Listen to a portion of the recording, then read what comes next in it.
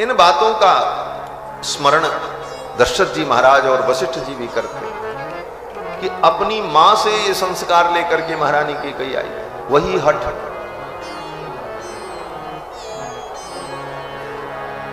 महाराज दशरथ ने कहा, धिक्कार है ऐसी स्त्री को जिसके जीवन में इतना स्वार्थ हो।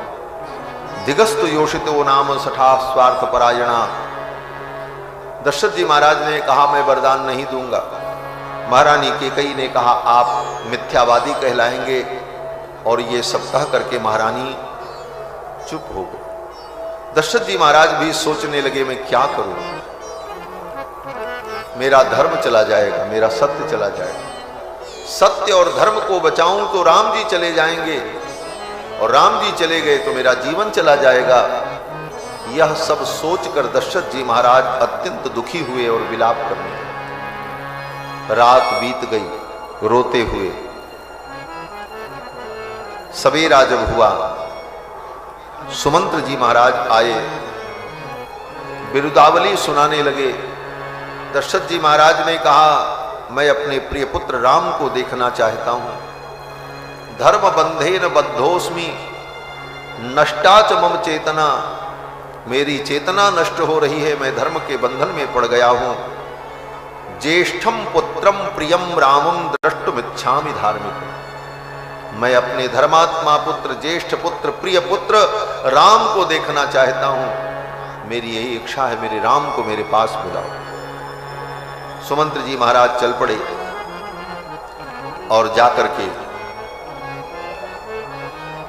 भगवान श्री राम को बताया। सुमंत्र जी जब बताने के लिए राम जी के महल में पहुंचे तो राम जी को बड़ा आश्चर्य हुआ। कोई संदेश लेकर के आए हैं, लेकिन संदेश तो किसी भी दूत से भेजा जा सकता है। पिताजी कोई संदेश मेरे लिए भेजें और उसके लिए महामंत्री को आना पड़े। महामंत्री साधारण नहीं थे सुमंत्र। ये सब कार्य तो कोई दूत भी कर सकता था, लेकिन सुमंत जी को दूत बना करके महाराज ने भेजा है तो कोई विशेष बात है। और क्यों न हो, यादृशी परिषद तत्र तादृशो दूत आगतः।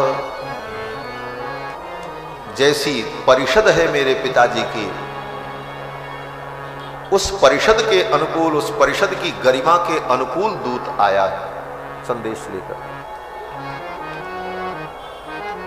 दौड़ करके भगवान श्री राम ने सुमंत जी का स्वागत किया।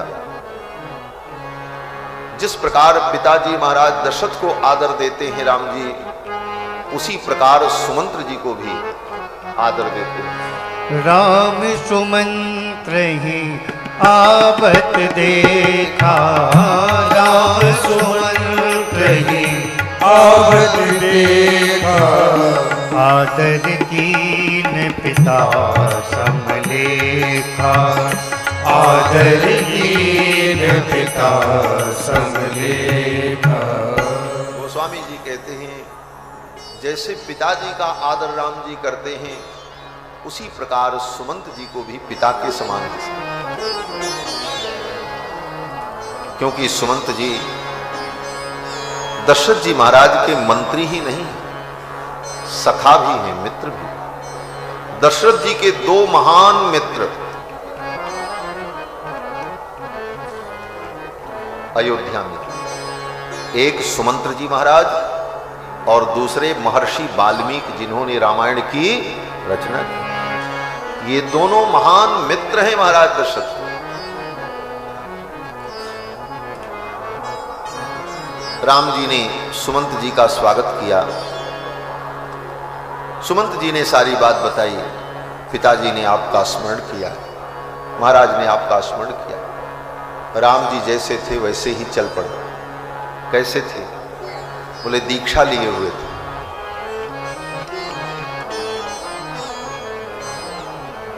धौत वस्त्र धारण किए हुए, दीक्षा के जो चिन्ह हैं, दीक्षितम व्रत संपन्नम वराजिन धर्म शुचिम। दीक्षा से संबंधित जो वस्तुएं थी, उन वस्तुओं को धारण किए हुए राम जी चल पड़े। श्री जानकी जी ने उन्हें द्वार तक ला करके आदर पूर्वक विदा किया। और जब राम जी चलने लगे तो श्री जानकी जी ने राम जी का मंगल मनाया। ये दीक्षा का व्रत लिए हुए और इस स्वरूप में ये रथ पर बैठ करके जाएंगे, लोग देखेंगे,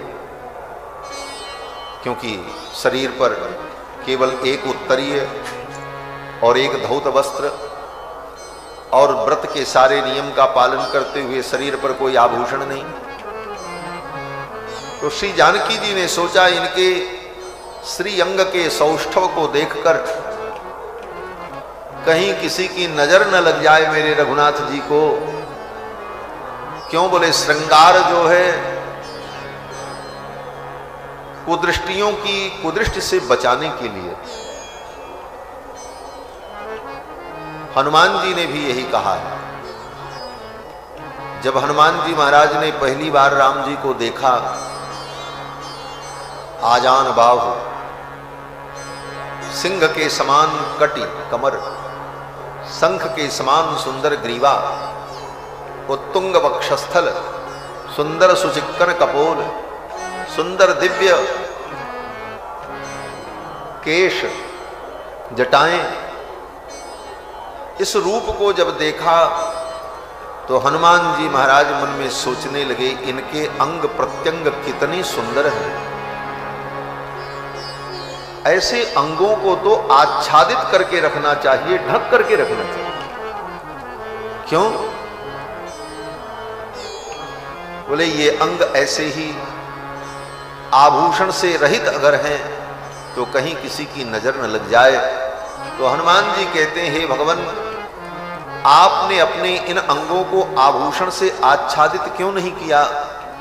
मेरे मन में ये भाव उत्पन्न हो रहा है कहीं किसी की नजर न लग जाए, इसलिए मैं आपके लिए मंगल कामना करता हूं। हनुमान जी महाराज ने भगवान का मंगलानुशासन किया है कि कहीं किसी की नजर इनको न लगे। श्रृंगार कुरूप व्यक्ति के लिए कुरूपता को छिपाने के लिए होता है, और जो स्वतः सुंदर हैं उनके लिए आभूषण उनकी सुंदरता की रक्षा के लिए होता है। इसीलिए कहा कि सुंदरे किम न सुंदर। सुंदर व्यक्ति अगर आभूषण पहने, श्रृंगार करे, तो वह आभूषण श्रृंगार उसकी स्वाभाविक सुंदरता की रक्षा के लिए होता है। और कुरूप व्यक्ति श्रृंगार करता है, क्यों बोले, उसकी कुरूपता छिप जाए, उसकी कुरूपता जो है तिरोहित हो जाए। तो भगवान का जो श्रृंगार है, भगवान जो श्रृंगार धारण करते हैं, उसका उद्देश्य भगवान सुंदर लगे ये उद्देश्य नहीं है। भगवान तो स्वतः इतने सुंदर हैं कि उस सुंदरता पर किसी की नजर न लग जाए, इसलिए आभूषण और श्रृंगार धारण करना पड़ता।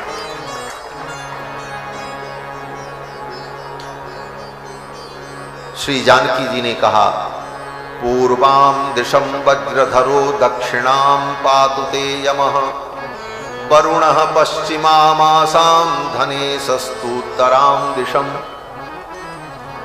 पूर्व दिशा के स्वामी इंद्र आपकी रक्षा करें, दक्षिण दिशा के स्वामी यमराज आपकी रक्षा करें, पश्चिम दिशा के स्वामी जो वरुण हैं वो आपकी रक्षा करें, और उत्तर दिशा के स्वामी जो कुबेर हैं वे कुबेर आपकी रक्षा करें।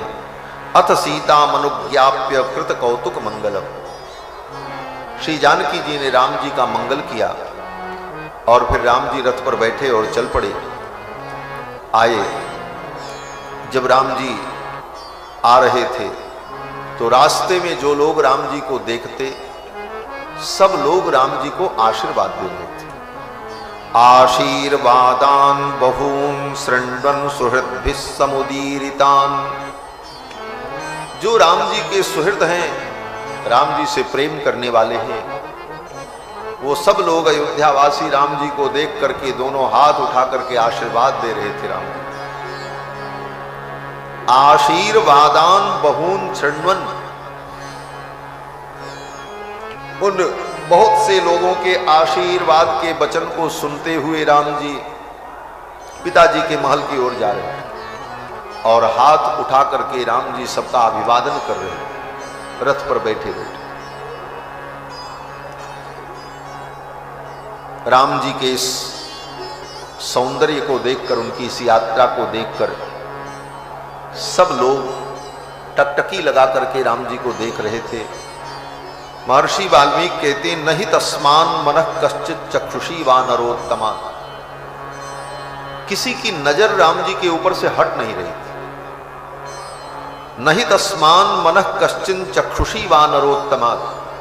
केवल नजर ही नहीं, लोगों का मन भी राम जी से नहीं हटता। मन और दृष्टि दोनों राम जी पर टिकी थी। नरः शक्नोत्यपा द्रष्टुम अतिक्रांते विराघवे। राम जी दूर निकल गए, फिर भी लोग ऐसे देख रहे।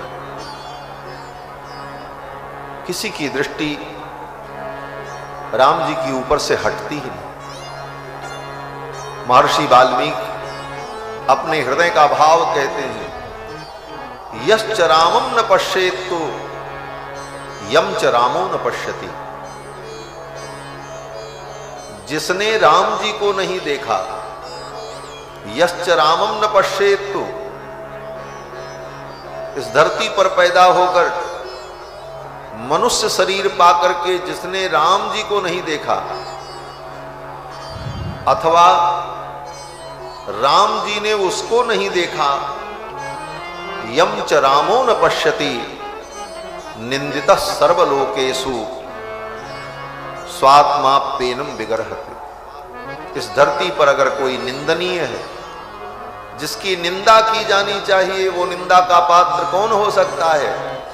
पापी, दुष्ट। वाल्मीकि जी कहते हैं, जिसने राम जी को नहीं देखा अथवा राम जी की दृष्टि उस पर नहीं पड़ी, वह व्यक्ति सदा निंदनीय है। चाहे कितना भी वो अच्छा काम कर ले, लेकिन वो निंदा का ही पात्र है। निंदितः सर्वलोकेषु, बोले दुनिया उसकी निंदा करेगी। कहते दुनिया निंदा करेगी, लेकिन उसके मन में तो कोई दुख नहीं होगा। वाल्मीकि जी कहते हैं, आज न हो, कल न हो, परसों न हो, लेकिन उसके भी जीवन में एक दिन ऐसा आएगा कि स्वात्मा पेनम विगर्हते, उसकी खुद की आत्मा उसको धिक्कारेगी कि तुम मनुष्य होकर के पैदा हुए और राम जी के चरणों में प्रेम नहीं किया। उसकी आत्मा उसे धिक्कारेगी। आएगा वो दिन। ऐसी राम जी की विशेषता। राम जी रथ पर बैठ करके पहुंचे, पिताजी के चरणों में प्रणाम किया। देखा पिताजी की दीनहीन दशा, प्रणाम किया, लेकिन महाराज दशरथ कुछ नहीं बोले। बगल में बैठी हुई मां कैकेयी से पूछा, अन्यदा माम पिता दृष्ट्वा प्रकृतोपि प्रसीदति। अन्य दिनों में मेरे पिताजी किसी कारण से अगर क्रोध में भी रहते थे, तो मुझे देखते ही उनका क्रोध शांत हो जाता था, प्रसन्न हो जाता। राम जी पर क्रोध, बोले राम जी पर नहीं, राम जी पर तो कभी क्रोध आया ही नहीं दशरथ जी। राम जी कहते हैं, अगर किसी दूसरे के ऊपर भी क्रोधित रहते थे, लेकिन मुझे देखते ही पिताजी प्रसन्न हो जाते थे। आज मेरे प्रणाम करने पर भी इन्होंने कोई उत्तर नहीं दिया, मुझे आशीर्वाद नहीं दिया। मां, इनको क्या हो गया? आप पूछो इनसे, मैंने क्या अपराध किया है, ये मुझे आशीर्वाद क्यों नहीं दे रहे? दशरथ जी महाराज के हृदय में राम जी के प्रति जो प्रेम है, अद्भुत प्रेम। कई बार ऐसी घटना होती कि महाराज दशरथ अपने न्यायालय में बैठे रहते, किसी मुकदमे की सुनवाई करते, अपराधी के विषय में प्रमाण को प्राप्त करने के बाद इस निष्कर्ष पर पहुंचते कि इसको मृत्युदंड दे दिया जाए, ये अपराधी है। उसकी अपराध सिद्ध हो जाने पर मृत्युदंड की तैयारी और मृत्युदंड की घोषणा कर देते, इस पापी को, इस अपराधी को मृत्युदंड दिया जाए। और ज्यों ही दशरथ जी महाराज घोषणा करते कि इसको मृत्युदंड दिया जाए, उसी समय राम जी कहीं से घूमते हुए आ जाएं और दशरथ जी देख लें तो राम जी को देखते ही इतनी प्रसन्नता होती थी दशरथ जी को कि कहते थे इसे छोड़ दिया जाए, इसे जीवन दान दे दिया जाए, छोड़ दो, माफ कर देते। राम जी को देखकर इतनी प्रसन्नता होती दशरथ जी। इन बातों का स्मरण करते हुए राम जी कहते हैं अन्यदा माम पिता दृष्ट्वा प्रकृतोपि प्रसीदति, और आज मेरे प्रणाम करने पर भी ये प्रसन्न नहीं हो, मेरी ओर देख भी नहीं रहे। दशरथ जी सिर झुकाए विलाप कर रहे थे। महारानी कैकेयी ने कहा राम, न राजा कुपितो राम, तुम्हारे पिता कुपित नहीं, ये नाराज नहीं है। व्यसनम नास्य किंचन, और इनको कोई बीमारी भी नहीं, कोई शारीरिक कष्ट भी नहीं है। बस एक कारण है। बोले क्या कारण है? बोले किंचिन मनोगतम त्वस्य तद्भयानानुभाषते, ये तुमसे कुछ कहना चाहते हैं, इनके मन में कुछ बात है, वो तुमसे कहना चाहते हैं, लेकिन तुम्हारे भय के कारण तुमसे कह नहीं पा रहे। इतना सुनते ही तो राम जी कांप गए। भगवान श्री राम ने कहा मां, मेरे जैसे पुत्र से, आज्ञाकारी पुत्र से पिता को भय हो कुछ कहने में? पिता अपने मन की बात न कह सके मेरे जैसे आज्ञाकारी पुत्र से? आप तो जानती हो मां, पिताजी अगर कह दें तो अहम ही वचनात् राज्ञः पतेयमपि पावके, पिताजी कह दें कि राम इस अग्नि में कूद जाओ, तो मैं एक बार भी नहीं पूछूंगा कि क्यों अग्नि में कूद। पिताजी ने कह दिया मैं अग्नि में कूद जाऊं। पिताजी कहें समुद्र में कूद जाओ तो मैं समुद्र में कूद जाऊं। भक्षेयम विषम तीक्ष्णम, मेरे पिताजी अगर हाथ में विष लेकर के कहें राम इसे तुम पी लो, तो ये राम ना नहीं करेगा।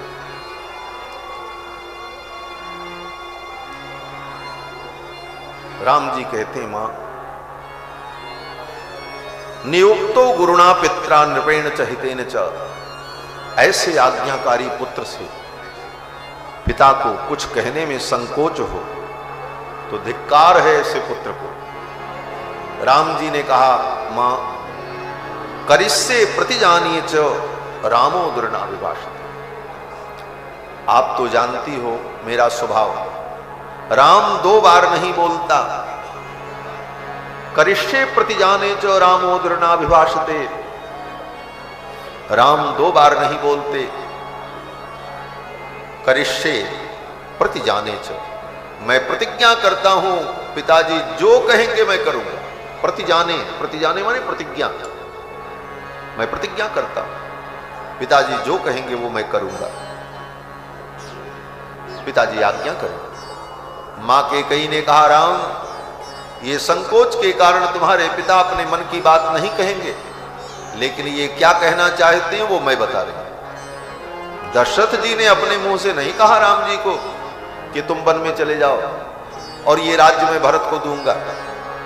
कैकेयी ने ये वरदान मांगा है, कुछ नहीं कहा दशरथ। दशरथ जी तो रो रहे थे। महारानी कैकेयी ने कहा सारी बात बताओ। इन्होंने दो वरदान देने के लिए कहा था और मुझे जो अच्छा लगा वो मैंने मांगा। क्या मांगा? कि त्वयारण्यम प्रवेष्टव्यम नववर्षाणि पंच च, 14 वर्ष तक तुम वन में रहो और भरतश्चाभिषिच्येत यतेतत् अभिषेचनम, और इन अभिषेक सामग्रियों से मेरे पुत्र भरत का राज्याभिषेक हो। ये दो बातें मैंने मांगी हैं। तो तुम्हारे पिता को तुमसे ये बात कहने में संकोच हो रहा है। अब तुम विचार करो तुम क्या चाहते हो। राम जी ने तुरंत कहा बस इतनी सी बात, ये राज्य भैया भरत को मिल जाए और मैं वन में जाऊं। इन दो इच्छाओं के लिए पिताजी इतने दुखी हो रहे, ये कौन सी बड़ी बात? एवमस्तु गमिष्यामि वनम वस्तु महम त्वः, पिताजी की प्रसन्नता के लिए मैं यहीं से वन में चला जाऊं, मैं अपने महल भी नहीं जाऊंगा। कोई वस्तु लेने के लिए और कुछ करने के लिए भी मुझे जाने की जरूरत नहीं, मैं यहीं से वन की यात्रा पर चला जाऊं।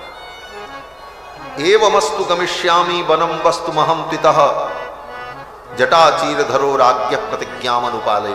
महाराज की आज्ञा का पालन करते हुए मैं वन में चला जाऊंगा। हे महारानी, मां, अयोध्या का जो राज्य है मेरे भरत को मिल जाए, यह भी मेरे लिए प्रसन्नता ही है। राम जी ने कहा, ये राज्य क्या है? अहम सीताम, अहम ही सीताम राज्यम च प्राणान निष्ठान धनानि च हृष्टो भ्रात्रे स्वयं दद्याम भरताय प्रचोदितः। भरत के लिए अगर मुझे अपनी पत्नी सीता का भी त्याग करना पड़े तो मैं अपनी पत्नी सीता को भी त्याग करूंगा। अपने भाई भरत के लिए ये राज्य छोड़ना पड़े मैं राज्य छोड़ दूंगा। यहां तक कि भाई भरत के लिए अपने प्राणों का त्याग करना पड़े तो प्राण का भी त्याग कर दूंगा। इष्टानी, जो मुझे अभीष्ट है, अगर भरत के लिए वो मुझे छोड़ना पड़े तो वो भी मैं छोड़ दूंगा। धनानि च, धन भी त्याग दूंगा। अपने भाई भरत के लिए मुझे कुछ भी त्यागना पड़े तो मैं त्यागने को तैयार हूं।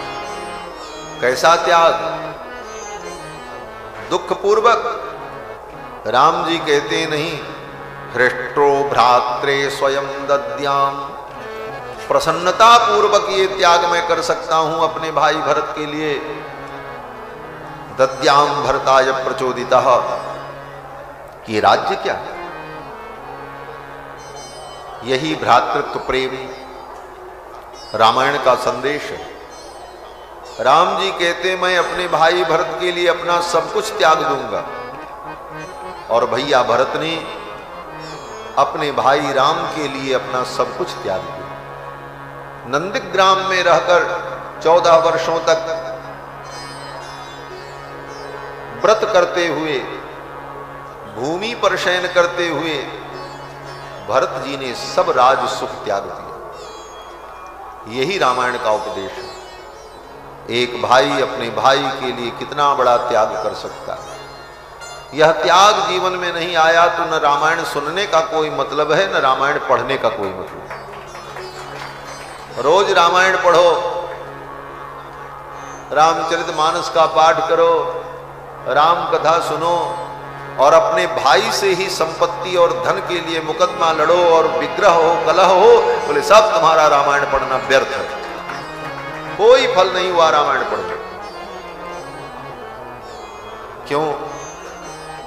बोले दुनिया में हर व्यक्ति दोबारा मिलेगा, लेकिन शास्त्र कहता है कि सहोदर भ्राता दोबारा नहीं मिलता। मिले ही न जगत सहोदर भ्राता। आज जो माता पिता हैं संभवतः 2-4 जन्म बाद कभी फिर वो माता पिता बन जाएं, और जो बंधु हैं तुम्हारे वो तुम्हारे कभी बंधु बन जाएं, लेकिन सहोदर भ्राता दोबारा नहीं मिलता। उस भाई के लिए त्याग, यही तो धर्म का मूल है। अगर रामायण के इस उपदेश को हर व्यक्ति सोच ले तो घर घर की लड़ाई समाप्त हो जाए, कलह समाप्त हो जाए, क्लेश समाप्त हो जाए। राम जी कहते हैं, मैं अपने भरत के लिए सब कुछ त्याग दूंगा। महारानी कैकेयी ने कहा, कब जाओगे वन में? राम जी ने कहा, अब यहां से जाएंगे तो फिर चले जाएंगे। महारानी कैकेयी ने कहा, राम, जब तक तुम वन में नहीं जाओगे तब तक तुम्हारे पिताजी न पानी पिएंगे, न स्नान करेंगे, न भोजन करेंगे। तुम अपने पिता को अगर सुखी देखना चाहते हो तो जितना शीघ्र हो सके वन में चलो। राम जी महारानी कैकेयी के महल से भागते हुए निकले। कितना जल्दी मैं वन में चला जाऊं, मेरे पिताजी स्नान करें, भोजन करें, उनको सुख हो। और जब महल से निकले तो राम जी के मुख पर थोड़ी भी सिकन नहीं थी।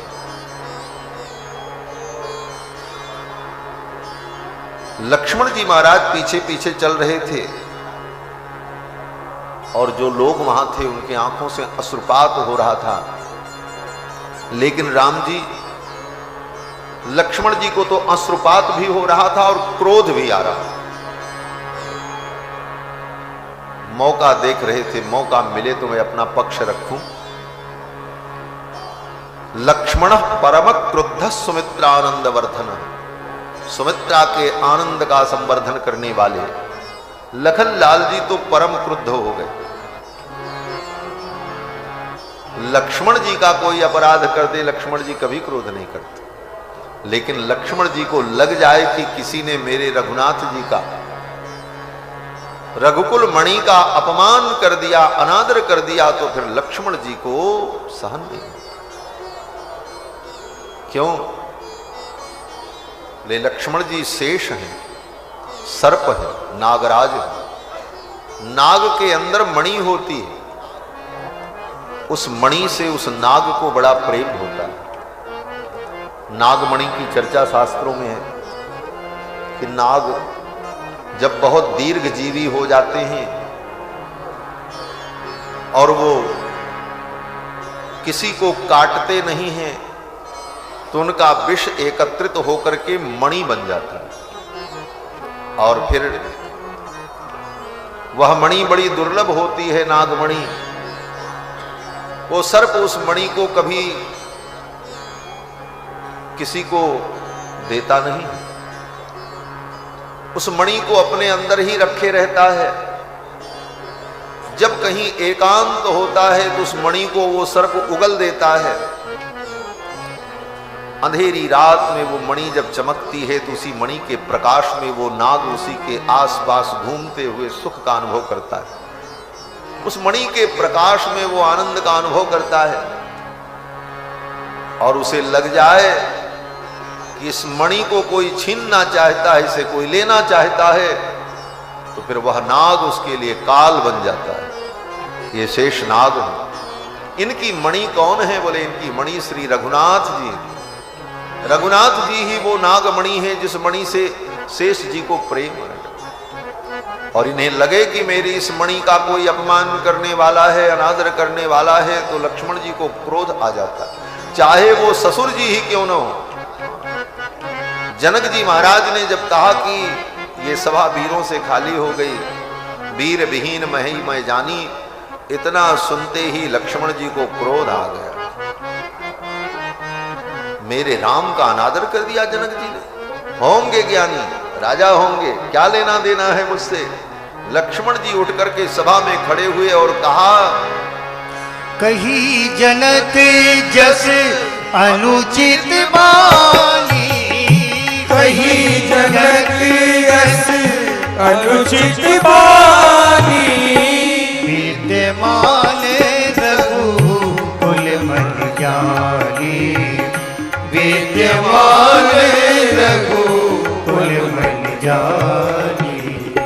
ये रघुकुल मणि, और इस मणि पर कोई खतरा दिखाई पड़े तो शेष जी को, लक्ष्मण जी को क्रोध आ जाता है, और थोड़ा नहीं आता।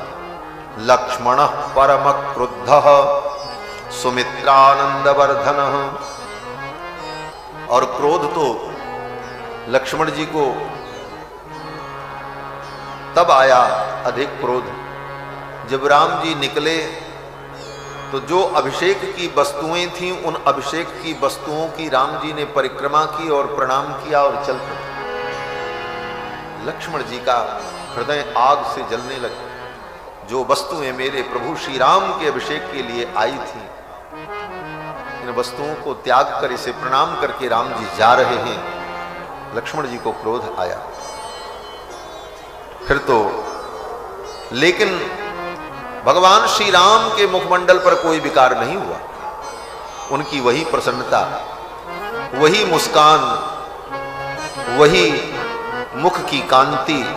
महर्षि वाल्मीकि कहते हैं, न चास्य महतीम लक्ष्मीम राज्य नाशोपकर्षति।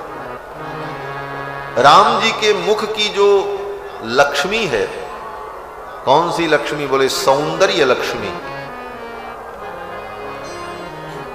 राज्य नाशोपकर्षति, राज्य नष्ट हो रहा है, अब राजा नहीं बनेंगे राम जी।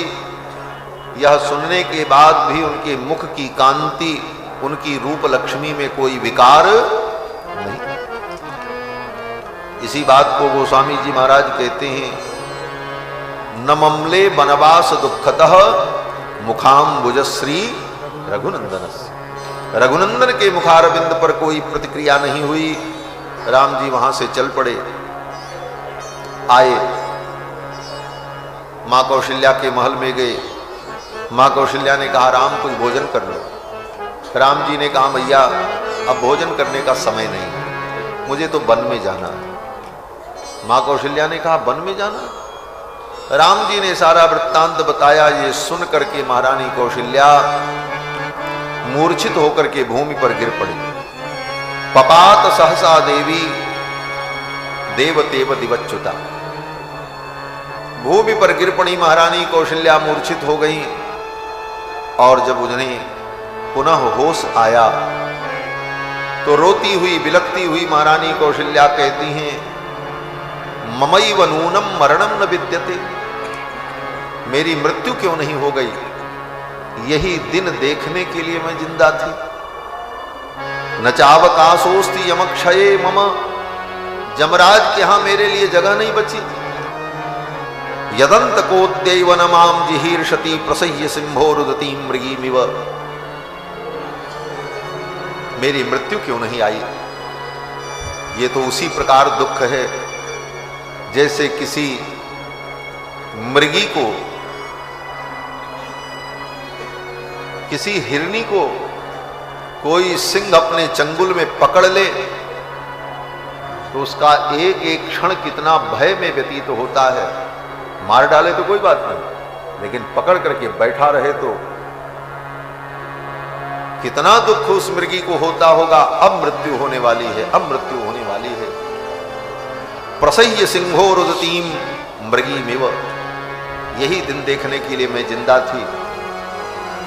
इस दुख से तो अच्छा मृत्यु है। जैसे सिंह के पंजे में फंसी हुई मृगी का जीवन मरने से ज्यादा दुखकारक है। मर जाना उसके लिए श्रेयस्कर है, लेकिन जीना कठिन। महारानी कौशल्या कहती हैं, राम मैं भी तुम्हारे साथ वन में चलूं। अनुप्रजस्यामि वनम त्वयैव गौः सुदुर्बला वस्तुमिवाभिकांक्षया वत्समिवाभिकांक्षया। मैं भी तुम्हारे पीछे पीछे चलूं। जैसे बछड़े के पीछे पीछे गाय चल पड़ती है, मैं भी तुम्हारे पीछे पीछे। भगवान श्री राम ने अपनी मां को समझाया। मां कौशल्या के रुदन को देखकर लक्ष्मण जी का धैर्य टूट गया। लक्ष्मण जी ने कहा, प्रभो बस अब मुझसे नहीं देखा जाता। मैं देखता हूं कल कौन आपके राज्याभिषेक को रोक पाता है। आपका राज्याभिषेक हो, और जो आपके विरोध में आएगा उसे सबको मैं मार डालूंगा। निर्मनुष्याम इमाम सर्वाम अयोध्याम मनुजर्षभ। इस अयोध्या को मनुष्यों से रहित मैं कर दूंगा।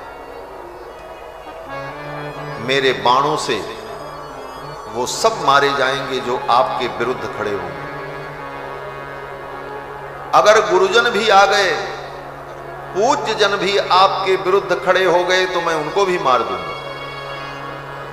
यहां तक कि पिताजी भी अगर आपके विरोध में खड़े हो गए तो लक्ष्मण ये प्रतिज्ञा करता है, हनिष्ये पितरम वृद्धम। इस बूढ़े बाप को मैं मार डालूंगा। लक्ष्मण जी ने कहा मार डालूंगा दशरथ जी। हनिष्ये पितरम वृद्धम कैकेयी आसक्त मानसम। केकई में आसक्त, पत्नी में आसक्त होकर महाराज ऐसा करने जा रहे हैं, ये गलत। लक्ष्मण जी के इस रोष को देखकर राम जी ने शांत किया। भगवान श्री राम ने अपनी मां कौशल्या को कहा, मां आप तो अयोध्या में रहो और आप पिताजी की सेवा करो, यही नारी का धर्म है। अपनी मां कौशल्या को नारी धर्म का उपदेश किया। लक्ष्मण जी ने कहा, प्रभु कल आपका राज्याभिषेक होगा, कोई इस राज्याभिषेक को रोक नहीं सकता, मैं सबसे निपट लूंगा, आप निश्चिंत रहो।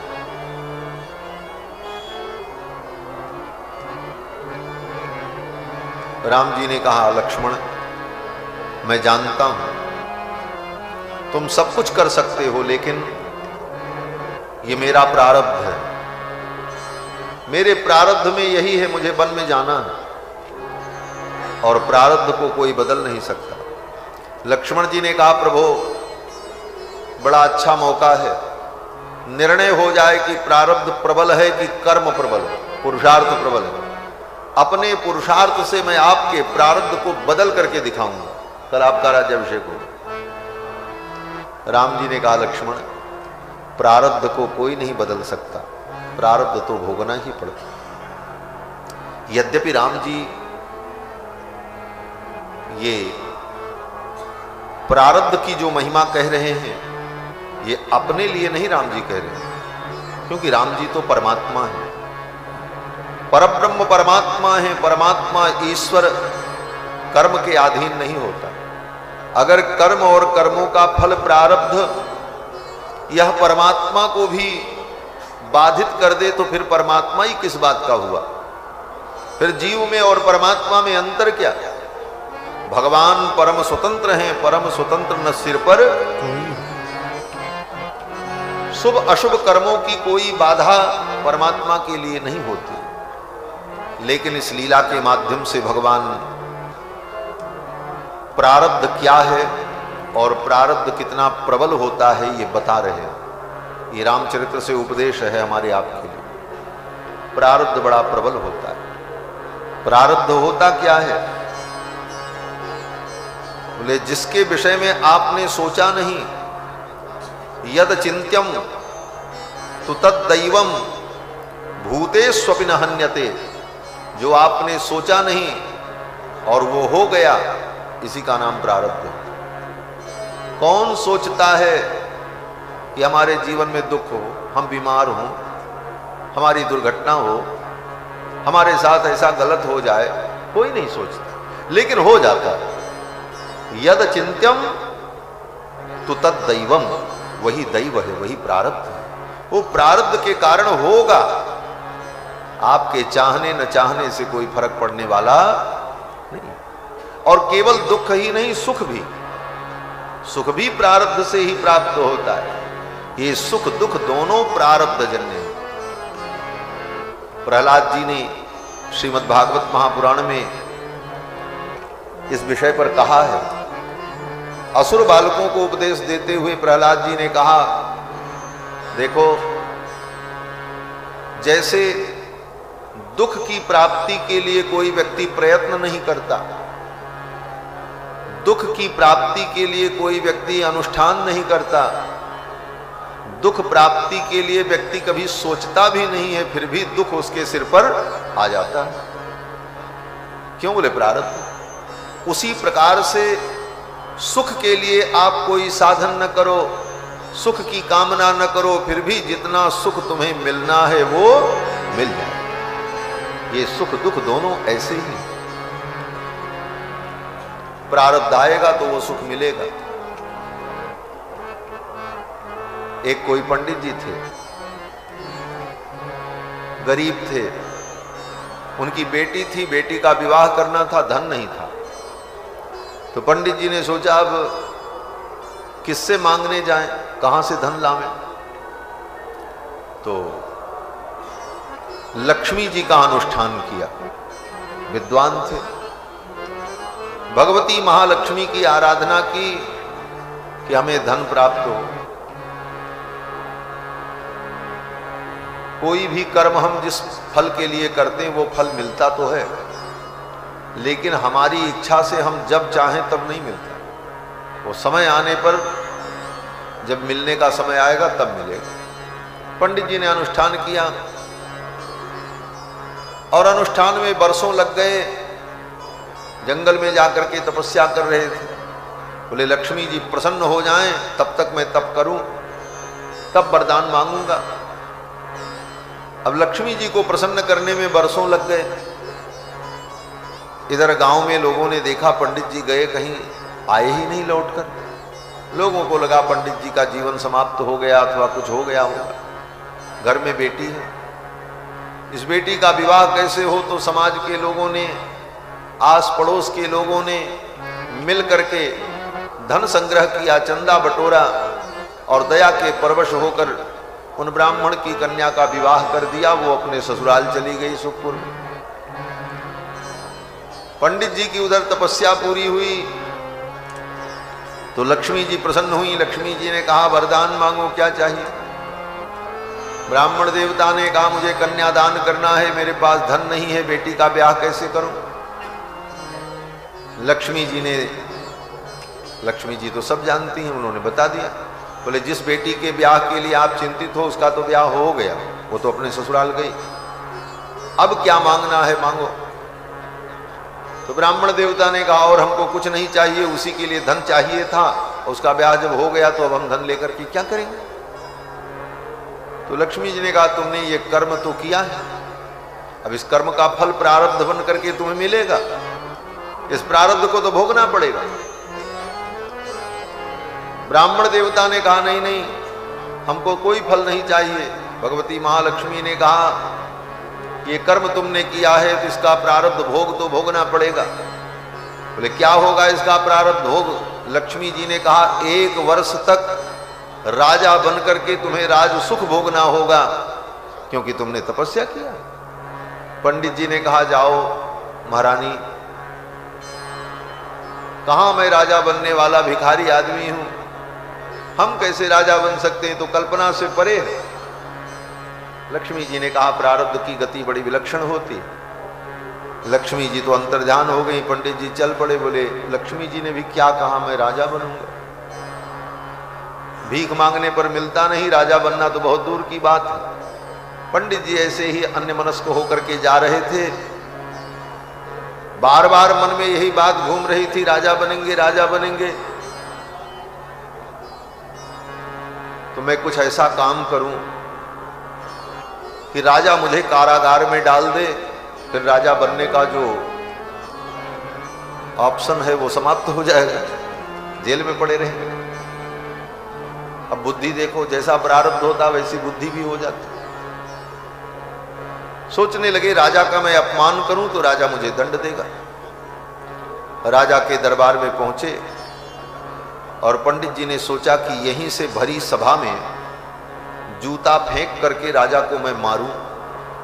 भरी सभा में राजा के ऊपर मेरा जूता गिरेगा तो राजा अपमान अनुभव करते हुए तुरंत मुझे मृत्युदंड देगा।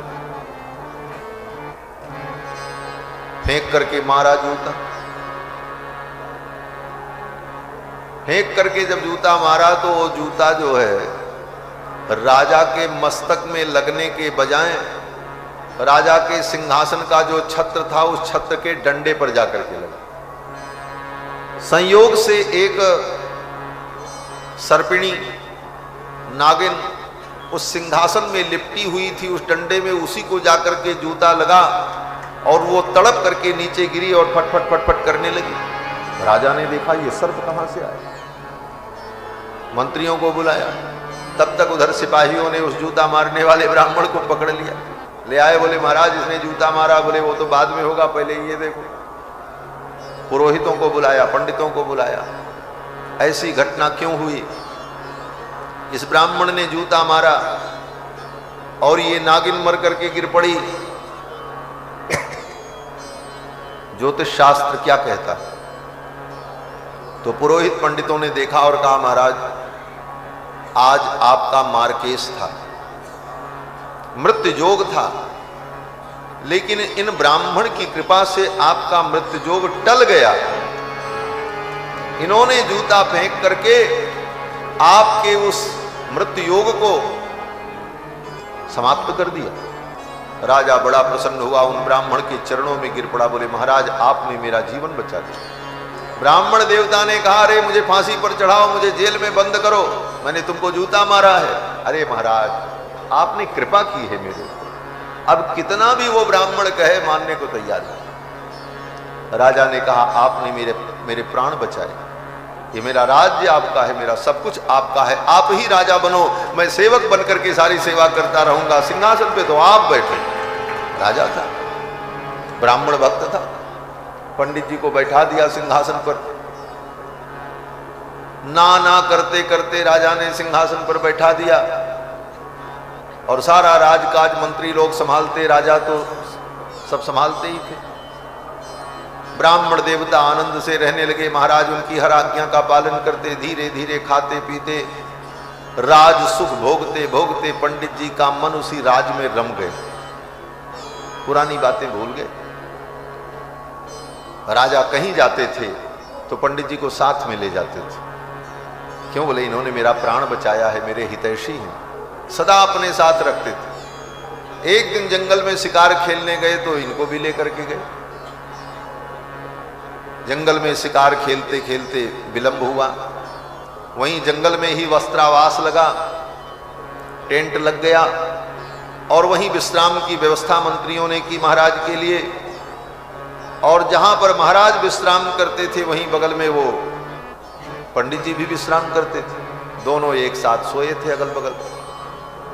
तब तक रात्रि में एक सांप आया वहां। फिर जब खरखर की आवाज हुई तो महाराज तो शिकार खेलते खेलते थक गए थे, गहरी नींद में थे, उनको पता नहीं चला। पंडित जी ने देखा ये तो सर्प है और राजा की ओर आ रहा है। पंडित जी ने सोचा इस राजा ने मेरी इतनी सेवा की, मुझे सिंहासन पर बैठा करके मेरे चरण धोए और मुझे इतना प्रेम करता है, इस राजा के प्राण की रक्षा करनी चाहिए। तुरंत राजा की ही तलवार को खींचकर पंडित जी उस सांप को मारने चले और जब तलवार खींची तो राजा की नींद खुल गई। जब राजा की नींद खुली तब तक वो सांप भाग गया। राजा ने देखा सोते हुए पंडित जी ने मेरी ही तलवार खींच ली और ये नंगी तलवार लेकर मेरे सामने खड़े। राजा के मन में दूसरी बात आ गई, पंडित जी के अंदर लोभ आ गया, मेरा राज्य सदा के लिए इनका हो जाए, निष्कंटक हो जाए, इसलिए एकांत पाकर के ये मेरी हत्या करना चाहते हैं। आज प्राण बचाने जा रहे हैं तो राजा को लगा हत्या कर रहे हैं, और जब मारने गए तो राजा को लगा कि ये मेरी रक्षा करने आए। प्रारब्ध क्या न क्या करा दे व्यक्ति से। राजा ने कहा आपका मैंने इतना सम्मान किया और आप मुझे मार देना चाहते हैं। पंडित जी ने कहा नहीं नहीं ऐसी बात नहीं है, सब कुछ बताया लेकिन राजा मानने को तैयार नहीं हुआ। राजा ने कहा कोई बात नहीं, आपने एक बार मेरे प्राण की रक्षा की है तो मैं भी तुम्हें जीवन दान देता हूं, लेकिन मेरे राज्य से चले जाओ। तुम्हें मृत्युदंड नहीं दूंगा लेकिन मेरे राज्य से चले जाओ। ब्राह्मण देवता सब राजपाठ राजसी वस्त्र आभूषण सब छोड़ करके नंगे पांव जब चल पड़े, नदी के तट पर पहुंचे, तब तक लक्ष्मी जी प्रकट हो गई और लक्ष्मी जी ने मुस्कुराते हुए कहा विप्र देवता देखा प्रारब्ध का कमाल, मैं कह रही थी तो तुम नहीं माने और 1 वर्ष तक तुमने राज सुख भोगा, वो प्रारब्ध समाप्त हो गया। अब समाप्त हो गया तो जैसे हो उसी प्रकार अब रहो। ये प्रारब्ध की गति जीव को भोगनी पड़ती। प्रारब्ध की गति बड़ी विलक्षण है।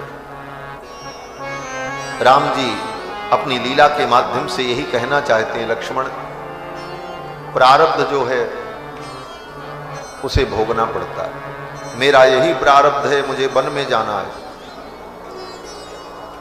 लक्ष्मण जी ने कहा अगर आपने निर्णय कर ही लिया है तो कोई बात नहीं, अगर आपका ये निर्णय है, आपको यही प्रिय है तो मुझे कोई आपत्ति नहीं। फिर तो महारानी कौशल्या ने राम जी को आशीर्वाद दिया। राम जी की ये वन यात्रा मंगलमय हो इसलिए मां कौशल्या ने ब्राह्मणों को बुला करके हवन कराया, दान दिया, जिससे मेरे राम की ये यात्रा मंगलमयी हो। और चलते चलते महारानी कौशल्या ने कहा यम पालयसि धर्मस्तुम प्रीत्या च नियमेन च सवै राघव शार्दूल धर्मस्त्वाम विरक्षतु। हे राम, जिस धर्म का तुम प्रीतिपूर्वक पालन कर रहे हो ये धर्म ही तुम्हारी रक्षा करे। ये सब आशीर्वाद दे करके माँ कौशल्या ने भगवान को विदा किया। भगवान श्री राम अपने महल में आए, सीता जी को सारा समाचार सुनाया। सीता जी ने कहा मैं भी आपके साथ चलूंगा। राम जी ने कहा वन में चलोगी, वहां अनेक प्रकार के दुख होंगे, कष्ट होगा, मैं तुम्हारी रक्षा करूंगा कि अपनी रक्षा करूंगा?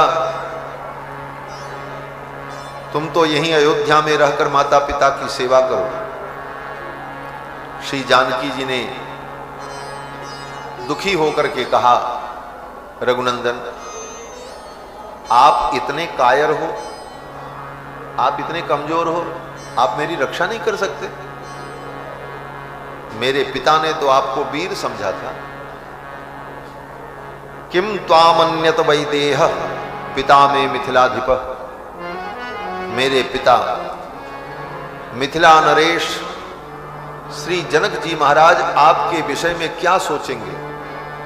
मैंने वीर समझ करके, पराक्रमी समझ करके विवाह किया था कि जो मेरे बेटी की रक्षा करे, मेरे बेटी का निर्वाह करे। और आप इतने कायर हो। राम जामातरम प्राप्य स्त्रियम पुरुष विग्रहम। फिर तो मेरे पिताजी को यही अनुभव हुआ होगा कि जिन राम को मैंने वीर समझा, वो राम तो स्त्री से भी ज्यादा कमजोर हृदय के हैं। स्त्रियम पुरुष विग्रहम, शरीर तो पुरुष का है लेकिन हृदय स्त्री का है। ये सब श्री जानकी जी ने राम जी को जब कहा तो राम जी ने कहा अगर ऐसी बात है तो ठीक है, चलो, मुझे कोई आपत्ति नहीं।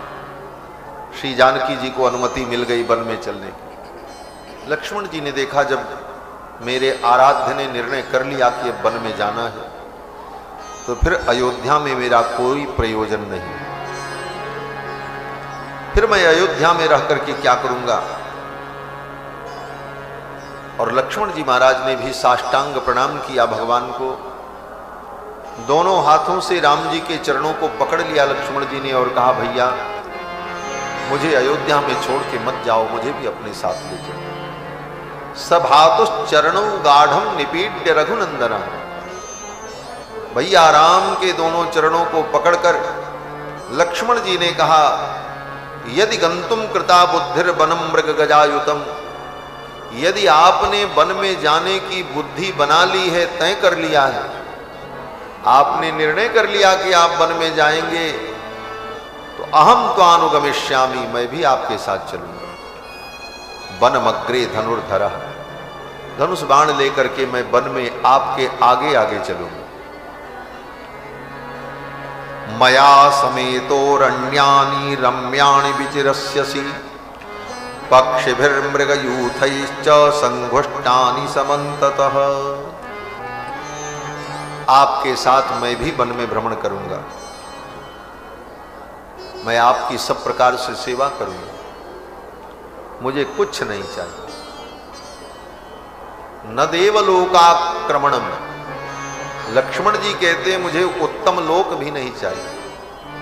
मुझे मरने के बाद, इस दुनिया से जाने के बाद स्वर्ग मिले, वैकुंठ मिले, पितृलोक मिले, ब्रह्मलोक मिले, कहते ना, न देवलोकाक्रमणम नामरत्वमहं वृणे। मुझे अमरत्व भी नहीं चाहिए। अगर ब्रह्मा जी आकर के कहें लक्ष्मण मैं तुमको अमर बना दूं, लक्ष्मण जी कहते मुझे अमरत्व भी नहीं चाहिए। ऐश्वर्यम चापि लोकानाम, अगर मुझे ऐश्वर्य मिले, कितना बड़ा ऐश्वर्य, बोले किसी लोक का मैं स्वामी बन जाऊं, चंद्रलोक, वरुण लोक। ऐश्वर्यम चापि लोकानाम कामये न त्वया बिना। लक्ष्मण जी कहते आपको छोड़ करके इन वस्तुओं की मैं कभी कामना नहीं कर सकता, मुझे कुछ नहीं चाहिए, मुझे तो आप चाहिए। ये लक्ष्मण जी की भक्ति है, जीव का यही स्वरूप होना चाहिए। भगवान चाहिए, भगवान से नहीं चाहिए। हम जीवन भर यही नहीं समझ पाते, भगवान से चाहिए, बस यही सोचते रहते हैं, ये चाहिए, ये चाहिए, ये चाहिए। लक्ष्मण जी कहते मुझे कुछ नहीं चाहिए, न मुझे वैकुंठ चाहिए, न मुझे स्वर्ग चाहिए। ऐश्वर्यम चापि लोकानाम, किसी लोक का ऐश्वर्य भी मुझे नहीं चाहिए। कामये न त्वया बिना। बोले महाराज अगर मिल जाए तो, बोले मिल जाए तो मैं अनादर नहीं करूंगा, लेकिन आपके साथ मिले। कामये न त्वया बिना, तुम्हारे बिना नहीं। आप रहो तो स्वर्ग में भी हम रहेंगे, स्वर्ग भी हमारे लिए सुखदायी हो जाएगा। आप होना चाहिए। आप रहो तो मैं जंगल में सुख का अनुभव करूंगा, लेकिन आपके बिना मुझे कुछ नहीं चाहिए। राम जी ने बहुत समझाया लक्ष्मण को।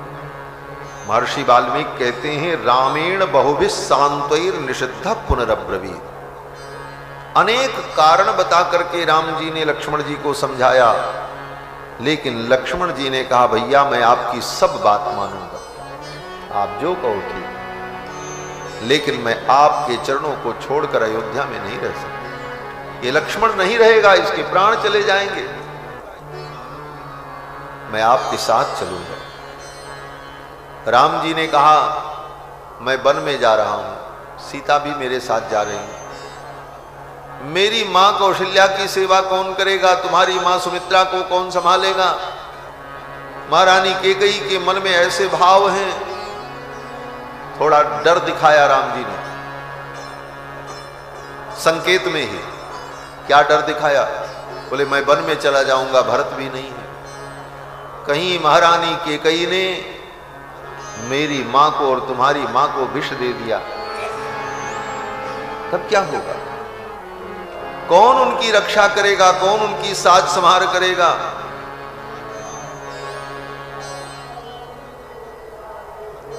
तो लक्ष्मण जी ने कहा, हंसने लगे लक्ष्मण। लक्ष्मण जी ने कहा कि कौशल्या बिभ्रयादार्या सहस्रम मद्विधानपि यस्याः सहस्रम ग्रामाणाम संप्राप्त मुक्ति जीविनाम। लक्ष्मण जी ने कहा भैया मेरे जैसे हजारों सेवक हैं मां कौशल्या के पास, और उन एक एक सेवकों के पास यस्याः सहस्रम ग्रामाणाम, मां कौशल्या राजमाता है, उन्होंने अपने उन सेवकों को एक एक गांव दे रखा है, अपूर्व संपत्ति दे रखी है। मेरे जैसे हजारों सेवक उनके आगे पीछे डोलते, मेरी आवश्यकता ही नहीं। और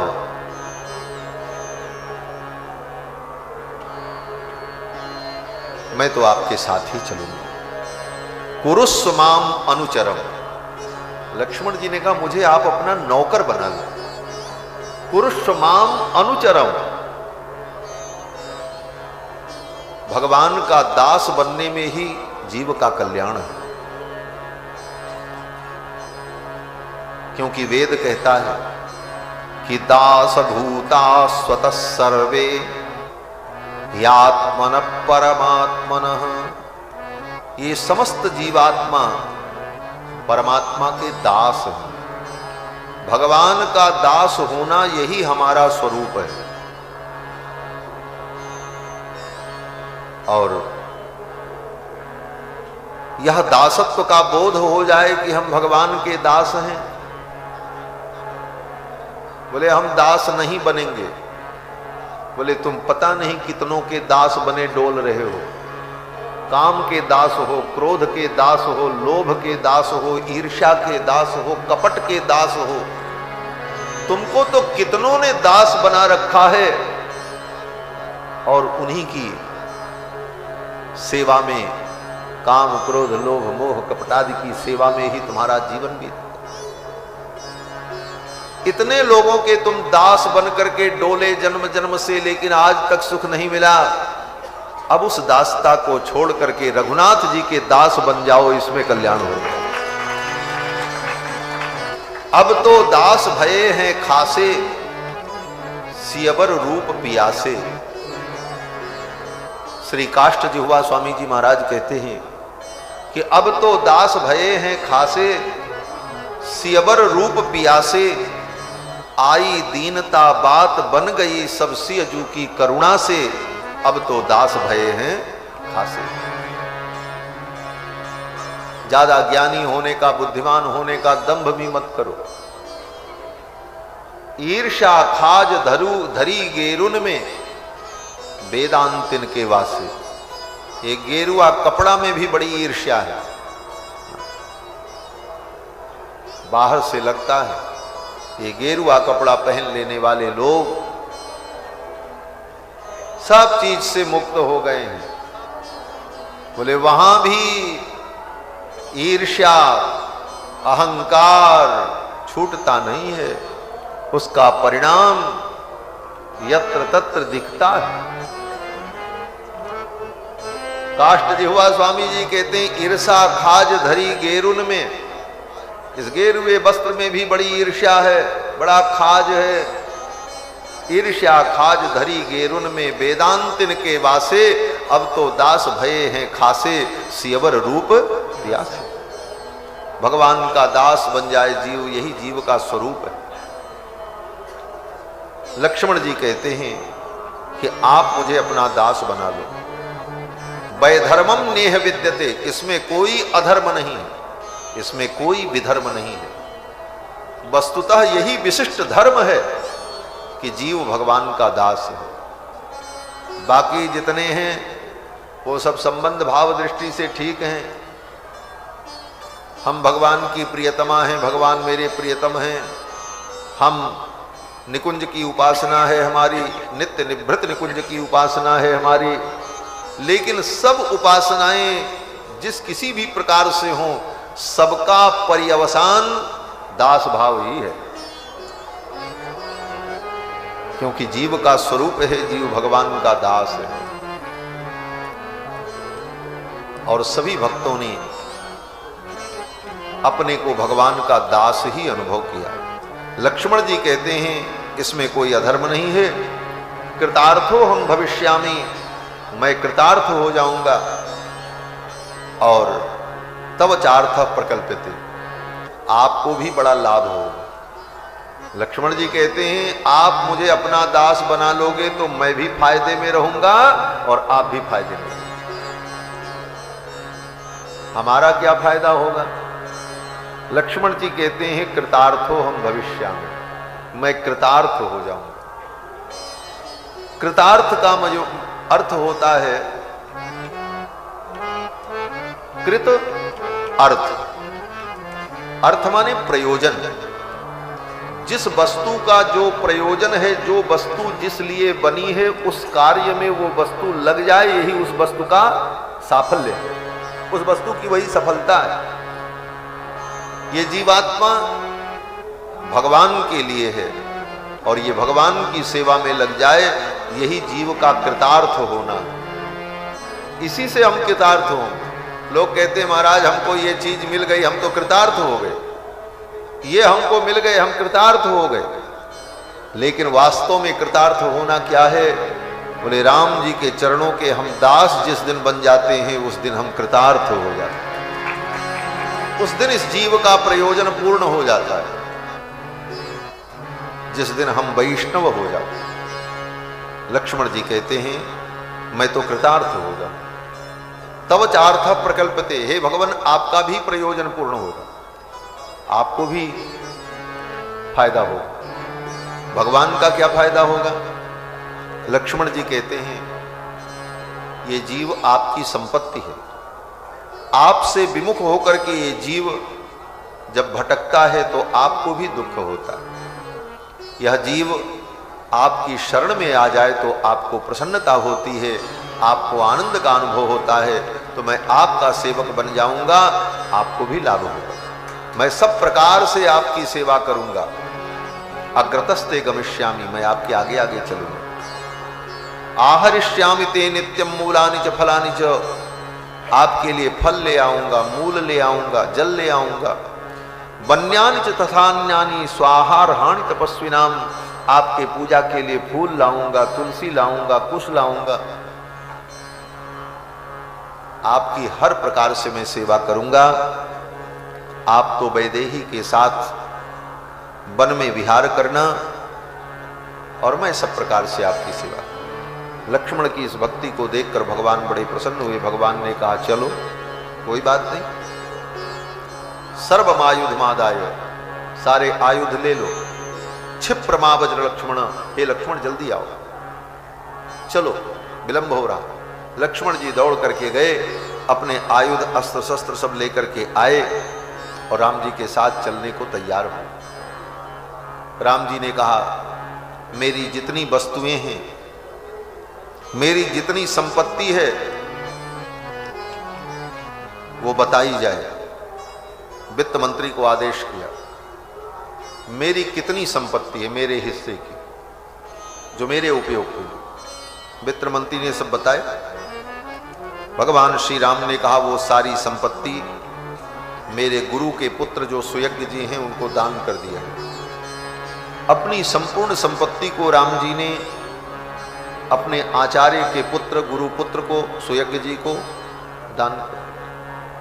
शत्रुंजय नाम का हाथी था, 10,000 स्वर्ण मुद्रा के सहित उस हाथी का भी संकल्प करके दान कर दिया। श्री जानकी जी ने, लक्ष्मण जी ने भी अपनी वस्तुओं को दान कर दिया। वन की यात्रा पर चलने लगे। यात्रा पर कहीं जाओ तो ब्राह्मण को कुछ दे करके दान करके निकलो तो यात्रा मंगलमयी होती। राम जी चल पड़े, तब तक एक ब्राह्मण आ गए, दुबले पतले, पेट और पीठ दोनों बराबर, धमनियां दिखाई पड़ रही थीं, हाथ में कुदाल लिए हुए, मिट्टी से हाथ पैर सने हुए आ गए। उन ब्राह्मण को देखा, उनका नाम था त्रिजट। राम जी ने देखा, चरणों में प्रणाम किया। राम जी ने पूछा, हे विप्र, मैं आपकी क्या सेवा करूं? त्रिजट ब्राह्मण ने कहा, महाराज मैं बहुत गरीब हूं, मेरा एक दुख तो यह है कि निर्धन हूं, और दूसरी समस्या है बहुपुत्रोस्मि, बहुत सारे बच्चे हैं हमारे, एक दो नहीं है। एक तो दरिद्रता और दूसरे बच्चों की अधिकता, मैं उनका पोषण नहीं कर पा रहा हूं। निर्धनो बहुपुत्रोस्मि राजपुत्र महाबल, हे राजपुत्र, हे राजकुमार, छतवृत्तिर्बने नित्यम प्रत्यवेक्षस्व मामिति, और मैं छतवृत्ति से वन में घूम करके खाने की वस्तुओं का संग्रह करके मैं अपने परिवार को जिलाता हूं, भीख मांग नहीं सकता।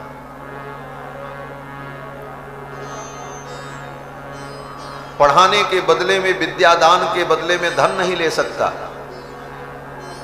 क्योंकि ब्राह्मण के लिए निषेध है। ब्राह्मण अगर वेद शास्त्र का अध्ययन कराए, शिष्य को ज्ञान दे, तो उसके बदले में उससे धन नहीं लेना चाहिए। विद्या को बेचने वाला ब्राह्मण पतित हो जाता है। आज भी संस्कृत विद्या में यही परंपरा जीवंत बनी हुई है।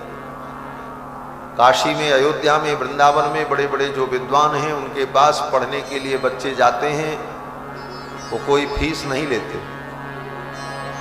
पैसा लेकर के नहीं पढ़ाते। आज भी ये परंपरा है। कोई सेवा कर दें, वो अपनी इच्छा से, गुरुजी कहें सब्जी लेते आओ तो बाजार चले गए, सब्जी ला दिया, गेहूं पिसा दिया, गुरुजी के घर का कोई काम है तो काम कर दिया, और गुरुजी पढ़ाते रहते। गुरु शुश्रूषया विद्या, यही परंपरा थी। तो विद्या का विक्रय करना, विद्या को बेचना, ये विद्या का अपमान है, सरस्वती का अपमान है। विद्या बेची नहीं जाती, विद्या का दान किया जाता है। विद्या का व्यापार नहीं होता, विद्या का दान होता है। आचार्य अपने शिष्य को विद्या का, ज्ञान का दान करते।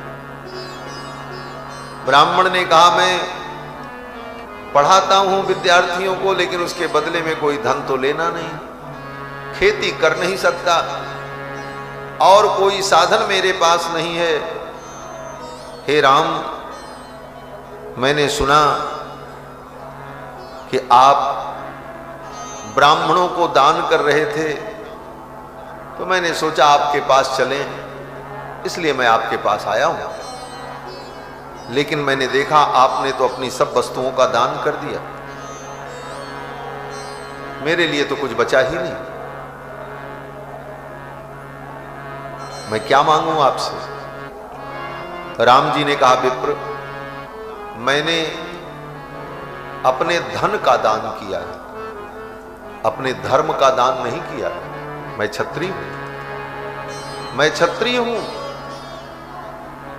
मैंने अपने धर्म का दान नहीं किया है। और क्षत्रिय का धर्म है कि कोई ब्राह्मण उसके द्वार पर आ जाए याचना लेकर, तो उस ब्राह्मण की याचना को पूर्ण करने के लिए अपना प्राण भी अगर देना पड़े तो वो क्षत्रिय सहर्ष देने को तैयार है। यही क्षत्रिय का धर्म है।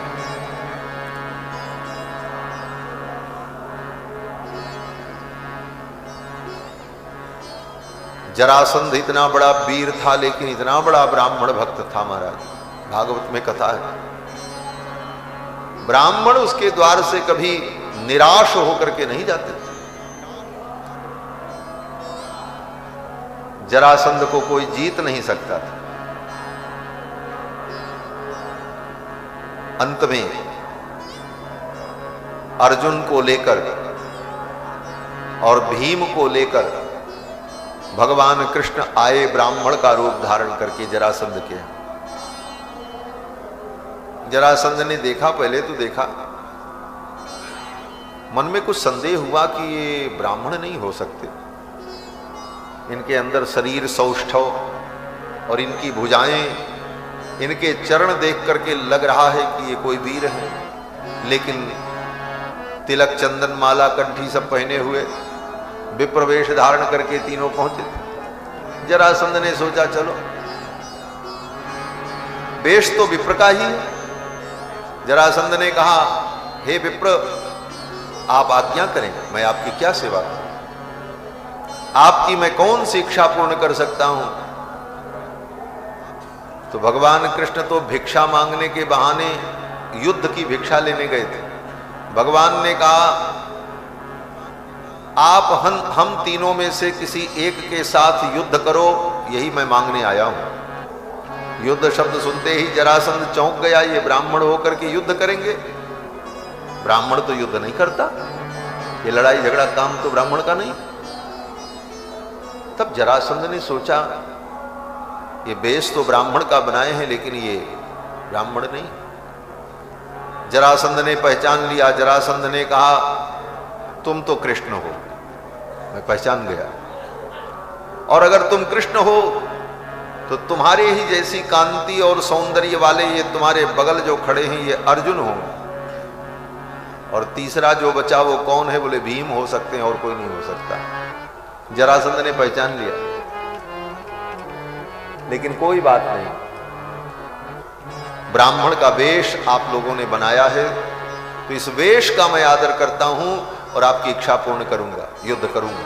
तैयार हो गया जरा, लेकिन तुम्हारे साथ युद्ध नहीं करूंगा। तुम भगोड़े, भगवान को कहा जरासंध ने, भगोड़े मथुरा में युद्ध छोड़ करके भागे हो, पीठ दिखा करके, तुमसे युद्ध करूंगा? तुमसे युद्ध नहीं करूंगा। अर्जुन बोले, ये अर्जुन के साथ मैं युद्ध करूंगा जो 1 वर्ष तक राजा की कन्या को नृत्य और संगीत सिखाने के लिए बृहन्नला बन करके नारी के रूप में रह करके छद्म रूप से रहा, ऐसे स्त्रैण व्यक्ति से मैं युद्ध करूंगा? मैं वीर हूं।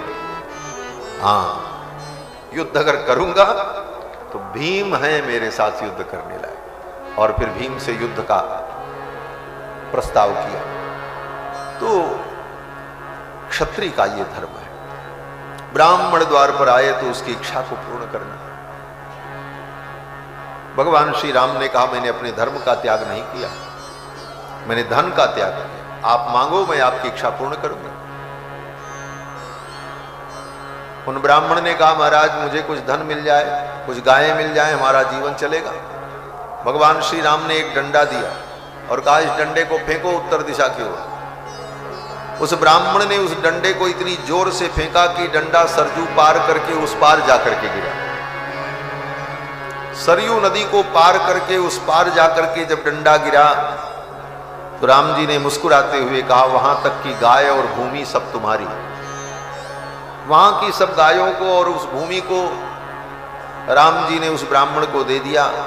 ब्राह्मण ने अनेक मंत्र पढ़ करके आशीर्वाद दिया राम जी को। श्रीर वर्चस्व आयुष्यम आरोग्यमा विधात क्षोभमानम महीयते इत्यादि मंत्र बोल करके राम जी को आशीर्वाद दिया। फिर तो भगवान श्री राम उस विप्र के चरणों में प्रणाम करते हुए कहते हैं कि ब्रवीमि सत्येन न तेस्म यंत्रणाम धनम ही यत्यन मम विप्र कारणात्। हे विप्र,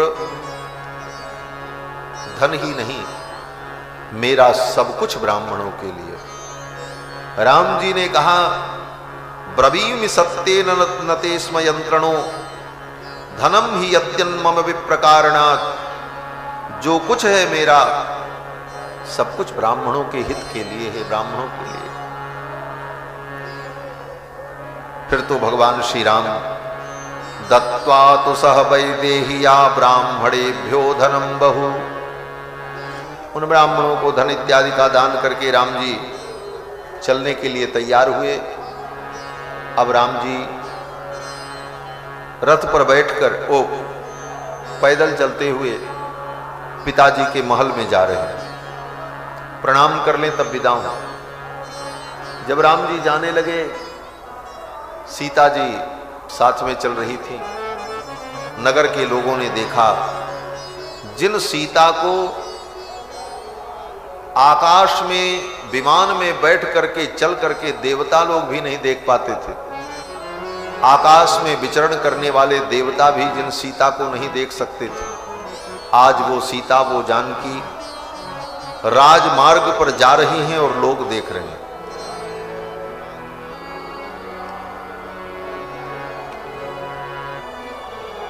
तामद्य सीताम पश्यन्ति राजमार्ग गता जना।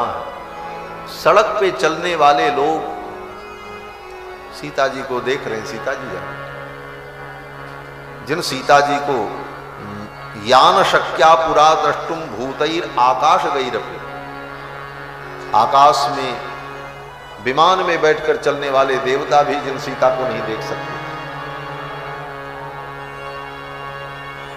आज वो सीता जी जब मार्ग में जा रही हैं तो लोग देख रहे हैं यही सीता है, ये भी वन में जा रहे हैं।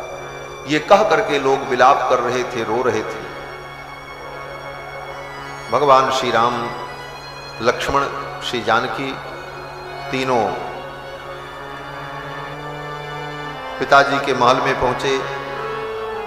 जब पिताजी के महल में पहुंचे, मंत्री ने आकर के बताया, राम जी वन में जाने को तैयार हैं, आपको प्रणाम करने के लिए आए। दशरथ जी ने कहा, मैं राम को देखना चाहता हूं, लेकिन अकेले नहीं देखना चाहता। मेरी जितनी रानियां हैं उनको बुलाया जाए, उन अपनी पत्नियों के साथ मैं अपने राम को देखना चाहता हूं, अकेले नहीं देखना चाहता। क्यों? बोले, शायद राम को मेरे नेत्रों को देख करके करुणा ना आए, लेकिन राम की सभी माताएं, 350 माताएं जब अपने प्रेम भरी दृष्टि से राम को देखेंगी तो राम उन्हें छोड़ करके नहीं जाएंगे, राम अयोध्या में रुक जाएंगे। मैं अकेले नहीं देखना चाहता, मैं अपनी सभी पत्नियों के साथ राम को देखना चाहता।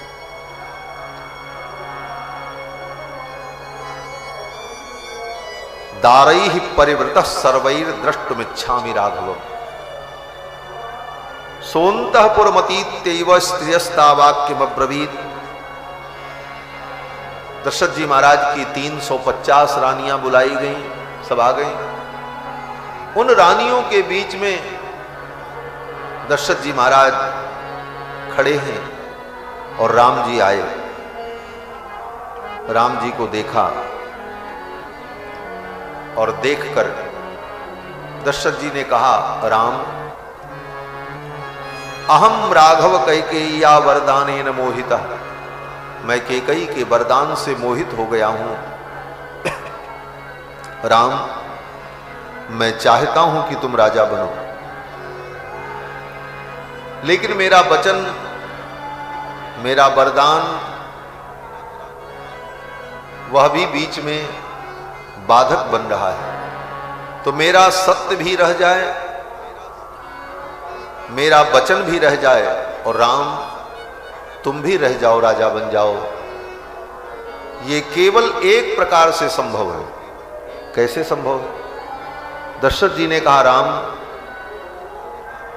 तुम मुझे बंदी बना लो।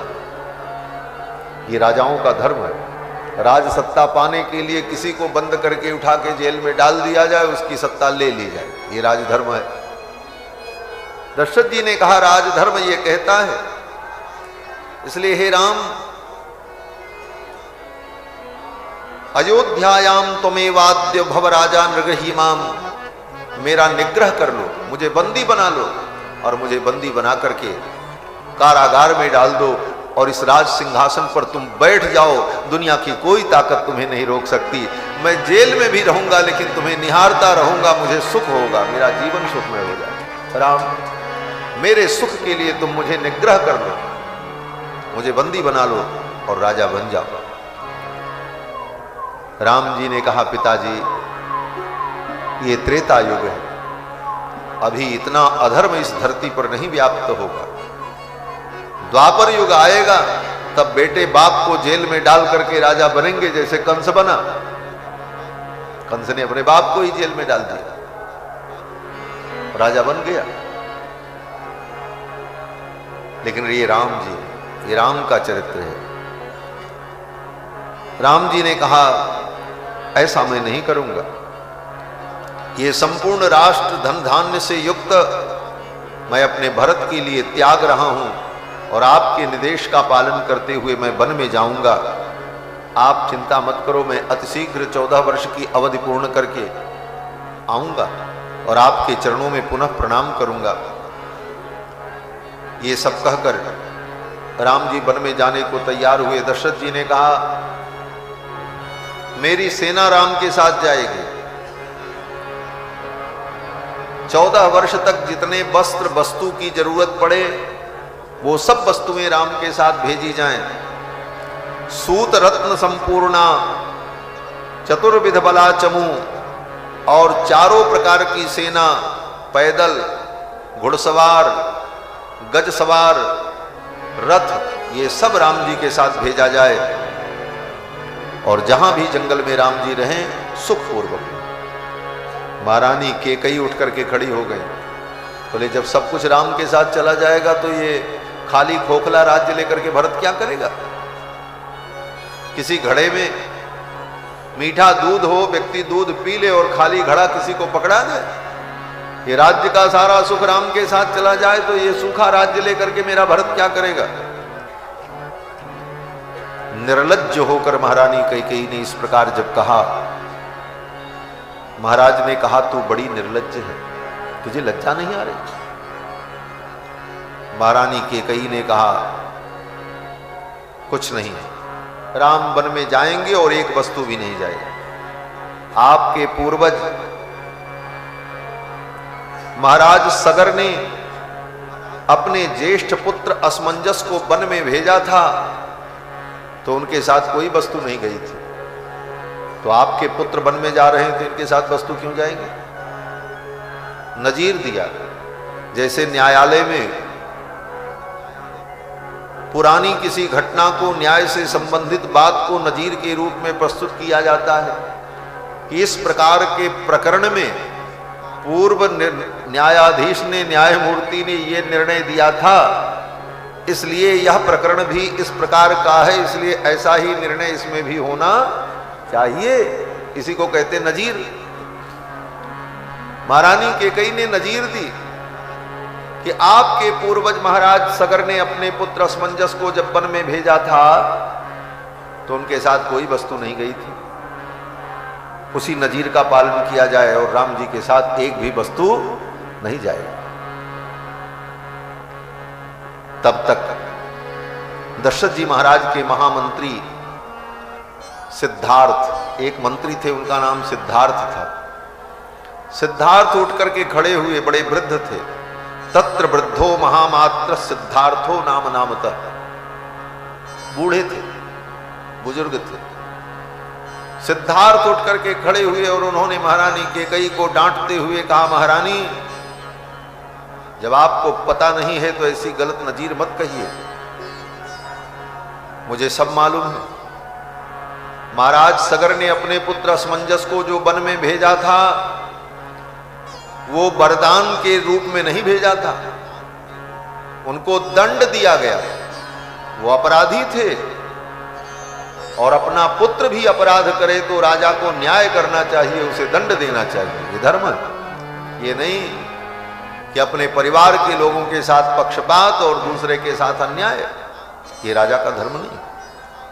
महाराज सगर ने अपने पुत्र असमंजस को राज्य से निकाल दिया था। क्यों?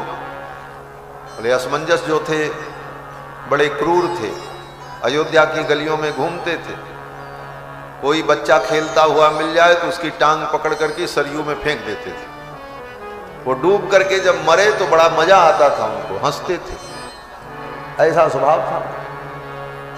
प्रजा ने आकर के जब कहा तो महाराज सगर ने अपने पुत्र असमंजस को दंड के रूप में सदा के लिए राज्य से बहिष्कृत कर दिया, निकाल दिया। लेकिन यहां तो दूसरा प्रकरण है, राम ने कोई अपराध नहीं किया। रामः किम करोत् पापम ये नैवमुपरुध्यते, राम ने तो कोई पाप ही नहीं किया। नहीं कंचन पश्यामो राघवस्या गुणम वयम, आज तक राम जी ने कोई अपराध किया हो हमने नहीं देखा। ऐसे निरपराध रघुनाथ जी को वन में भेज रही हो। राम तो अपनी इच्छा से जा रहे हैं, यहां पर कोई दंड स्वरूप उनको वन में नहीं भेजा जा रहा, इसलिए ये नियम उनके साथ लागू नहीं हो सकता। भगवान श्री राम ने कहा मुझे कुछ चाहिए ही नहीं, मुझे केवल एक खनित्र मिल जाए, थोड़ी रस्सी मिल जाए और एक कोई छोटी सी पेटी मंजूसा मिल जाए कि जंगल में कोई वस्तु रखनी हो तो कहां रखेंगे, और मुझे कुछ नहीं चाहिए। खनित्र पिटके चोभे समानयत गच्छत, चतुर्दश बने बासम वर्षाणि वसतो मम, और मुझे कुछ नहीं चाहिए। फिर तो महारानी कैकेयी ने लाकर के बलकल वस्त्र दिया, कहा ये राजसी वस्त्र उतार दो, इन बलकल वस्त्रों को पहनो और तब बन जाए। राम जी ने उन बलकल वस्त्रों को धारण कर लिया। सीता जी भी बलकल वस्त्र पहनने लगी। वशिष्ठ जी से रहा नहीं गया, वशिष्ठ जी ने उठ करके कैकेयी को डांटा, पापिनी तू इतनी क्रूर है, सीता तो अपनी स्वेच्छा से राम के साथ जा रही है, इसलिए वनवास में इस प्रकार का वेश धारण करके रहने की जो विधि है वो सीता के साथ लागू नहीं होती। ये सब कहते हुए वशिष्ठ जी ने महारानी कैकेयी को बहुत फटकार लगाई। महारानी कैकेयी चुप हो गई। फिर तो भगवान श्री राम लक्ष्मण को साथ में लेकर वन के लिए निकल पड़े। सुमंत जी महाराज रथ पर बैठा करके लेकर के चलते हैं। अयोध्या के लोग रोते हुए उनके पीछे पीछे चल पड़े। महर्षि वाल्मीकि वर्णन करते हैं कि राम जी जब वन में गए, वन में जा रहे थे, हवा रुक गई। नबाति पवनः लोकम, नबाति पवनः शीतो, वायु के अंदर जो शीतलता थी वो समाप्त हो गई, वायु रुक गई। न शशि सौम्य दर्शनः, चंद्रमा का दर्शन कितना सौम्य है, लेकिन चंद्रमा भी देखने लायक नहीं रहा। चंद्रमा का सौम्य दर्शन समाप्त हो गया। न सूर्यस्तपते लोकम सर्वम पर्याकुलम जगत, सृष्टि में मानो सब कुछ उलट पलट गया, हेर फेर हो गया। और सभी लोग शोकाक्रांत होकर के रोने लगे। भगवान श्री राम जब चले, सुमंत जी रथ पर बैठा करके लेकर के चलते हैं और प्रथम रात्रि तमसा के तट पर व्यतीत किया। अयोध्या के लोग पीछे पीछे वहां तक गए थे, थक गए थे, सब सो गए। जब सो गए तो रात में राम जी वहां से आगे चले। सवेरे जब नींद खुली तो लोग रो धो करके लौट करके अयोध्या आ गए। तमसा पार करके रघुनाथ जी आगे बढ़े, वेदश्रुति नाम की नदी को पार किया, फिर गोमती को पार किया, फिर सई को पार किया। इन सब नदियों को पार करते हुए गंगा के तट पर श्रृंगवेरपुर पहुंचे। श्रृंगवेरपुर में निषाद राजगुह ने भगवान का स्वागत किया। वहीं पर अयोध्या की सीमा समाप्त होती। वहीं पर रथ से उतर करके राम जी ने अयोध्या को प्रणाम किया। अयोध्या की ओर मुख करके राम जी ने प्रणाम किया और कहा, हे अयोध्यापुरी, वह समय कब आएगा जब मैं लौट करके पुनः आऊंगा और हे अयोध्या मैं तुम्हारा दर्शन करूंगा। सरयू के तट पर मैं मृगया करूंगा। मृगयाम पर्यटिष्यामि मात्रा पित्रा च संगतः। ये सब कहकर राम जी ने अयोध्यापुरी को प्रणाम किया। निषाद राजगुह ने भगवान का बड़ा दिव्य स्वागत किया। निषाद राजगुह सब कुछ जान गए। निषाद राजगुह ने कहा, हे प्रभु आप अब यहीं रहो, ये राज्य भी तो आपका ही है। यथा अयोध्या तथेदम ते, जैसे अयोध्या आपकी है उसी तरह ये श्रृंगवेरपुर भी आपका ही है। राम किम करवाणी ते, हे राम मैं तुम्हारे लिए क्या करूं,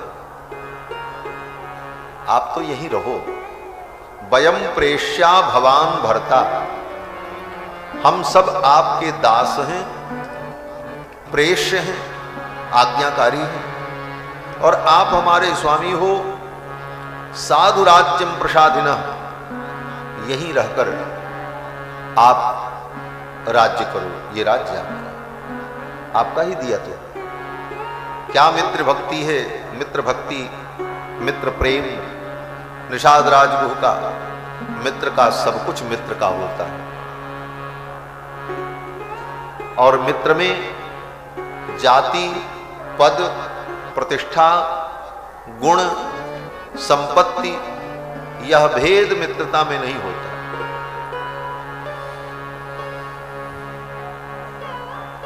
इसीलिए मित्र को सखा कहा जाता है। सखा माने समाना ख्यातिर यस्य, जिसकी ख्याति समान हो। ख्याति का मतलब गुण, धर्म।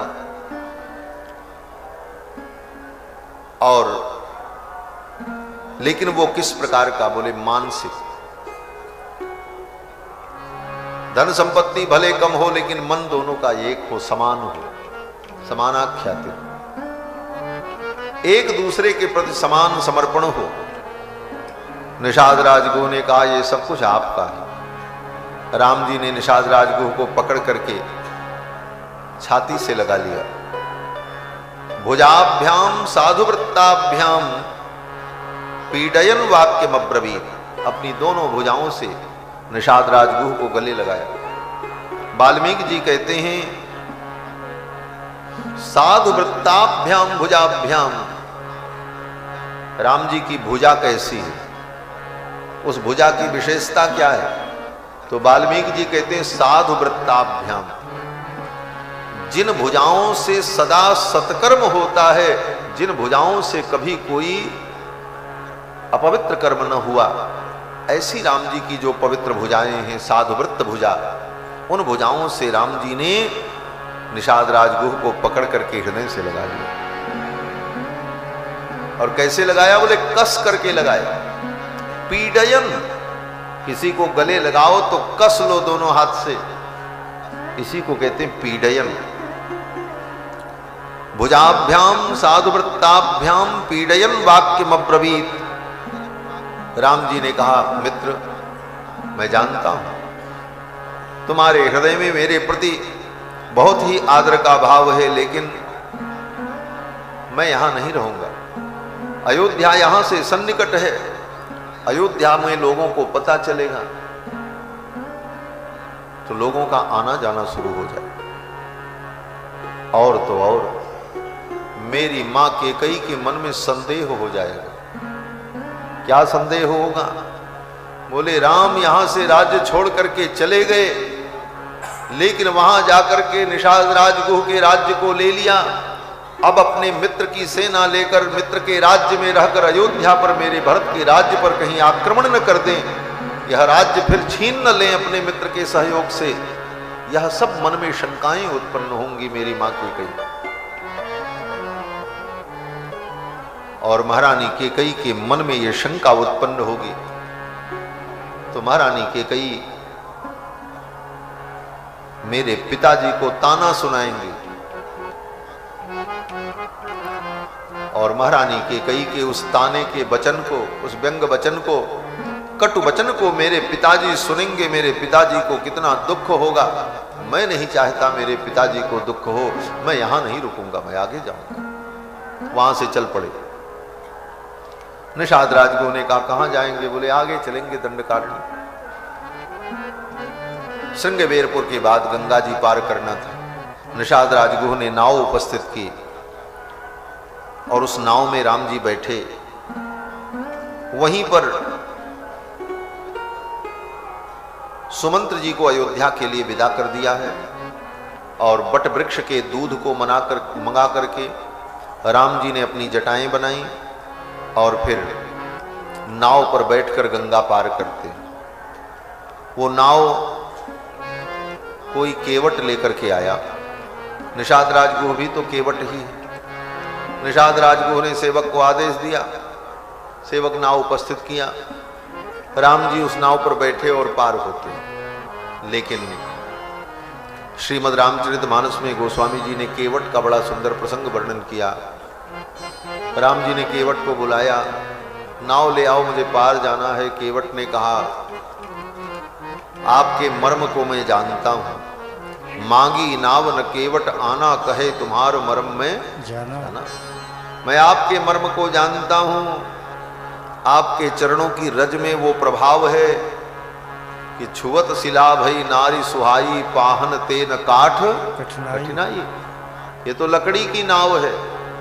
जब पत्थर की शिला स्त्री बन सकती है तो हमारी ये लकड़ी की नाव कहीं स्त्री बन गई तो हमारी तो रोजी रोटी चली जाएगी। और दूसरी समस्या, एक स्त्री पहले से, दूसरी स्त्री इसको मैं कहां से खिलाऊंगा पिलाऊंगा, इसका पालन पोषण कहां से करूं? एक स्त्री का तो भरण पोषण नहीं कर पा रहा हूं, दूसरी समस्या और। इसलिए हे रघुनाथ जी, जब तक मैं आपके चरण को नहीं धो लूंगा तब तक अपनी नाव में नहीं बैठूंगा। आपसे कोई परेशानी नहीं, आपके चरण से कोई परेशानी नहीं है, आपके चरण रज से परेशानी। आपके चरण रज को मैं धो लूं, फिर आपको बैठाऊं नाव में और पार कर दूं। लेकिन मैं आपसे जबरदस्ती नहीं कर सकता। आप राजाधिराज हो, आप अनुमति दो तो मैं आपका चरण धो दूं। लक्ष्मण जी ये सब सुनकर के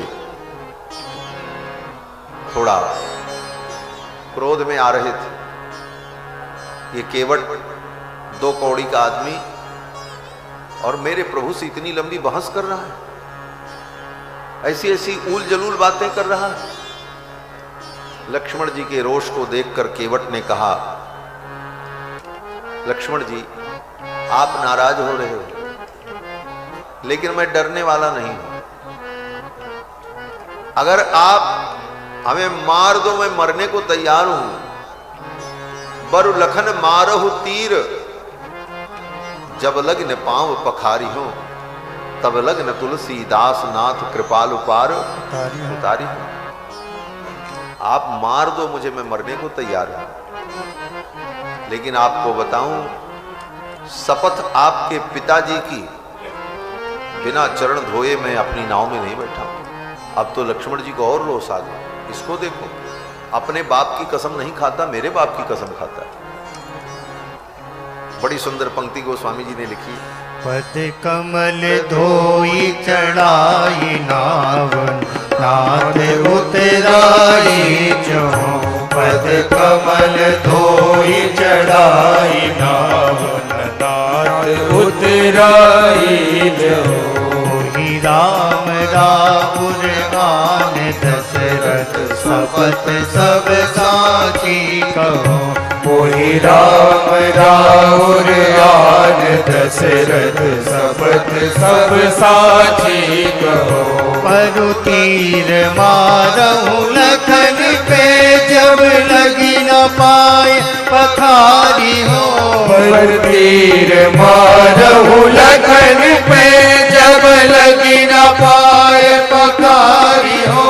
तब लगी न तुलसीदास नाथ कृपाल पार उतारी हो।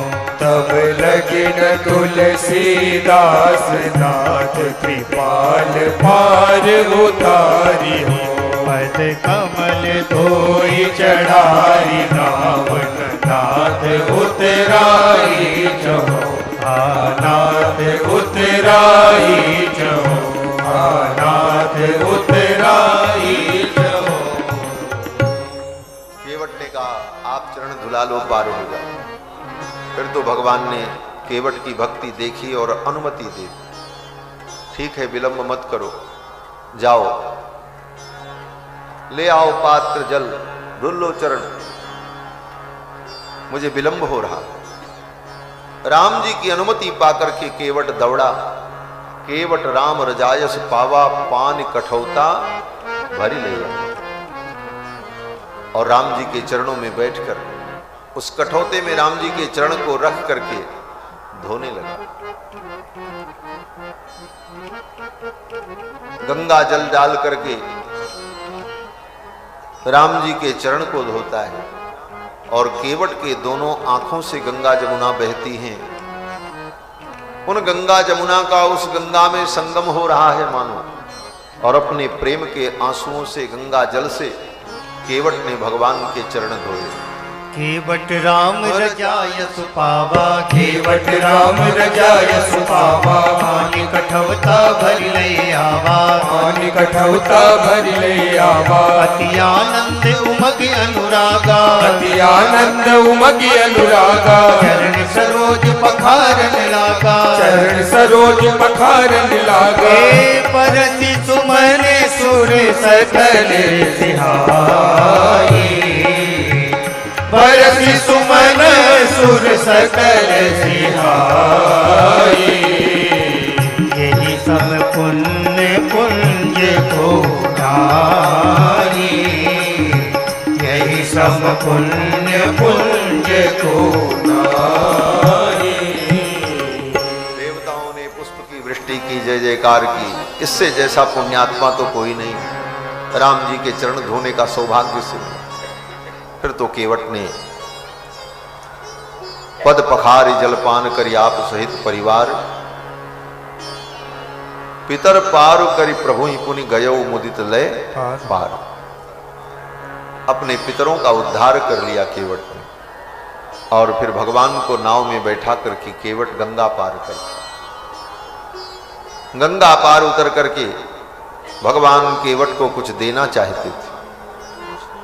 मन की बात किशोरी जी जान गई। उन्होंने अपनी मुद्रिका निकाल करके राम जी देने लगे। केवट ने कहा महाराज आज मुझे सब कुछ मिल गया, क्या नहीं मिला मुझे? पियहिय कीसिय जान निहारी। पियहिय कीसिय जान निहारी। मन मुदित उतारी। मन मुदरी मन मुदित उतारी। कहु कृपाल लेऊ उतराई। कहु कृपाल लेऊ उतराई। केवट चरण गए अकुलाई। केवट चरण गए अकुलाई। नाथ आज मैं काह न पावा। नाथ आज मैं काह न पावा। मिटे दोष दुख दारिद दावा। मिटे दोष दुख दारिद दावा। बहुत काल में कीन मजूरी। बहुत काल में कीन मजूरी। आज दीन विधि भन भन भूरी।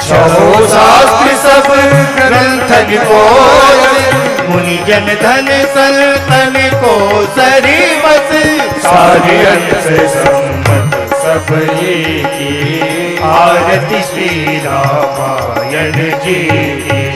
गावत संतत शंभु भवानी अरुघट संभव मुनि विज्ञानी व्यास आदि कवि परिज बखानी काग भुज गरुड़ के ही की आरती श्री रामायण जी की। कलिमल हरण विषय रच भीति सुभग सिगार मुक्ति जुग की दल निरोग भव मूरी अमीनी आत्मात सब विधि तुलसी की श्री रामायण जी की।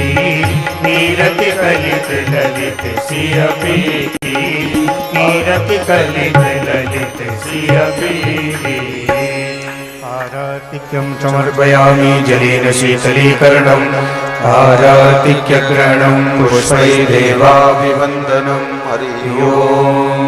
यज्ञेन यज्ञमयजन्त देवास्तानि धर्माणि प्रथमान्यासन्ना तेह नाकं महिमानः सजन्त यत्र पूर्वे साध्याः सन्ति देवाः।